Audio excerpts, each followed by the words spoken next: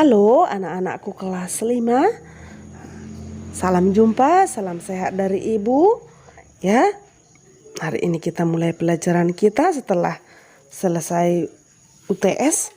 Ya, untuk itu anak-anak Ibu yang baik, siapkan hatinya. Kita berdoa dalam nama Bapa, Putra, dan Roh Kudus. Amin. Bapa yang baik, kembali kami bersyukur kepadamu atas segala berkat-Mu yang telah kami rasakan hingga pada saat ini. Bapa yang baik, kami hendak belajar agama, senantiasa berkati kami, agar kami dapat mengikuti pelajaran ini dengan baik. Doa ini kami sampaikan kepadamu dengan perantaraan Kristus Tuhan kami. Amin. Dalam nama Bapa, Putra, dan Roh Kudus. Amin. Ya, mari kita lanjutkan anak-anakku yang baik. Pada minggu yang lalu 2 minggu yang lalu kita telah mempelajari mengenai Raja Salomo. Maka kita melihat kebijaksanaan Salomo itu yang menjadi teladan bagi kita dalam menghadapi kehidupan atau permasalahan yang kita alami dalam kehidupan kita. Maka sekarang kita belajar mengenai Ester, perempuan pemberani. Ya, Ester adalah seorang perempuan pemberani. Ester adalah anak angkat dari Mordekai. Status sosial Mordekai bukanlah siapa-siapa kala itu. Dia hanya salah seorang buangan yang diangkat dari Yerusalem pada masa Raja Nebukadnezar. Jadi dapat dikatakan Ester di bawah asuhan Mordekai yang menjadi pamannya. Hanyalah gadis biasa yang mungkin kehidupannya sederhana pula. Namun kedudukan Ester yang tinggi tidak membuatnya lupa diri. Ester tetap rendah hati dan menaruh perhatian pada Mordekai, orang yang telah mengasuhnya, sebagaimana Mordekai yang selalu memperhatikan keadaan Ester. Ester selalu mendengarkan dan menuruti perkataan maupun nasihat Mordekai. Pernah ia mendengar Mordekai mengenakan pakaian yang sangat tidak layak. Ester segera mengutus penjaganya untuk memberikan pakaian yang lebih layak. Relasi erat antara Ester dan Mordekai membawa keselamatan bagi bangsa kepemimpinan Raja Ahasuerus dan bangsanya. Ada 2 peristiwa yang menjelaskannya. Pertama, ketika Mordekai mendengar rencana jahat Bigtan dan Teresi membunuh raja, Ester yang mendapat informasi dari Mordekai mengadukan rencana jahat itu kepada raja, sehingga kedua orang itu dihukum mati. Yang kedua, muslihat Haman untuk memusnahkan bangsanya. Rencana jahat Haman pun gagal setelah Mordekai memberitahukan kepada Ester yang kemudian mengadukannya kepada raja. Kedudukan Ester sebagai ratu tampak raja begitu sangat mengasihi dan mempercayainya. Relasi seperti itu tentu tidak mungkin terjadi jika Ester bersikap seperti Ratu Wasti yang dulunya menjadi permaisuri. Ester tahu bahwa salah satu cara menjaga hubungannya dengan sang raja yang juga suaminya adalah dengan menjaga martabat dan kepercayaan raja. Maka ia bijaksana yang dapat kita teladani dari Ester. Ia bijaksana, berani, dan tidak egois. Ester telah memperlihatkan iman dan keberanian yang mengagumkan. Ia datang menghadap raja untuk melindungi bangsanya dari rencana pemusnahan. Kita juga nanti melihat perempuan-perempuan yang seperti Ester. Salah satunya adalah Ibu Teresa dari Kalkuta. Kita melihat bagaimana perjuangan Ibu Teresa bagi orang-orang melarat, orang-orang yang miskin, orang-orang yang menderita, yang dibuang dan yang meninggal. Diangkatnya menjadi memiliki harkat. Itu adalah Bunda Teresa. Kita melihat mengenai kisah Cut Nyadin. Dapat kita lihat bagaimana ia juga memerangi KP Ulanda alias Belanda kafir. Dia juga mempertahankan negara kita ini. Dialah pejuang perempuan melawan penjajah untuk bangsa Indonesia. Dan juga kita melihat kisah perjuangan Marta Christina Tiahahu Serikandi dari tanah Maluku.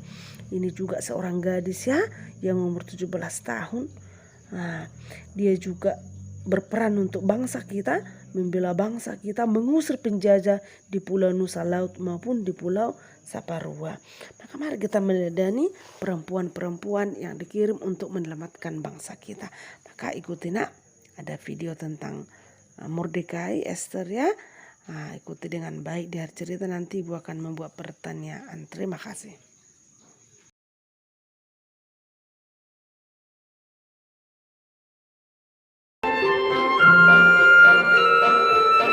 Esther adalah Ratu Persia. Raja Ahasiweros, suami Esther, tidak tahu rahasia Esther. Esther itu orang Yahudi. Mordekai, sepupu Esther, bekerja di istana dan menjaganya.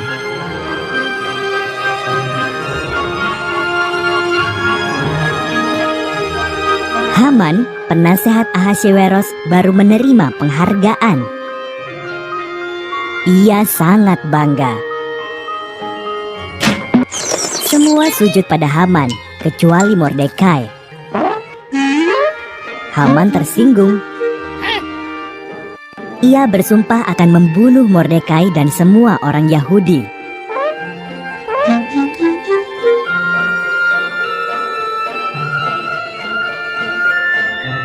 Haman memberitahu Ahasiweros bahwa orang-orang Yahudi berbahaya dan harus dibunuh. Ahasiweros setuju dan menetapkan hari untuk membunuh mereka. Mordekai ketakutan dan mengirim pesan kepada Ratu Esther.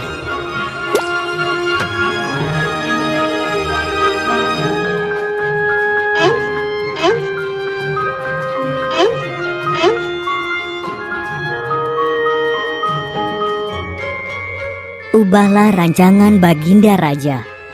Pesan Mordekai.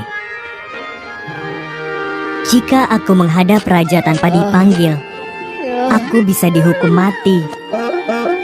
Jawab Esther. Mungkin justru untuk saat inilah kau dijadikan ratu, kata Mordekai.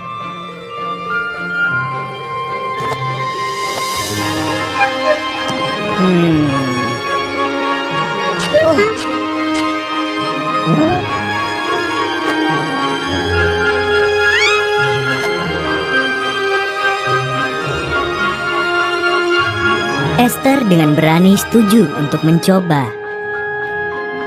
Ia masuk ke ruang singgasana raja. Raja Ahasiweros kagum melihat kecantikan Esther dan memanggilnya masuk. Bisakah kita makan malam dengan Haman? Tanya Esther.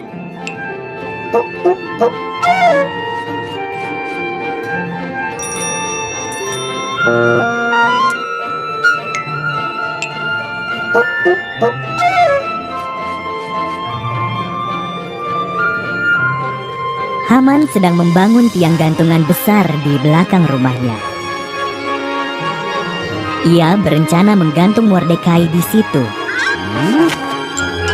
Lalu datanglah undangan raja. Haman pun pergi untuk makan malam di istana raja.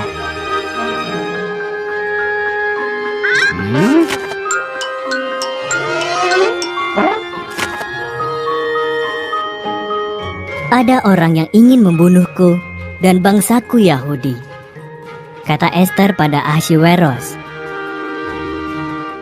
Siapa yang tega berbuat begitu? Tanya sang raja. Si jahat Haman, seru Esther.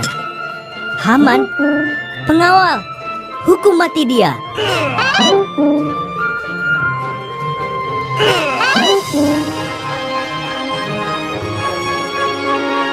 Haman pun digantung di tiang yang didirikannya untuk Mordekai. Berkat Esther, orang-orang Yahudi selamat.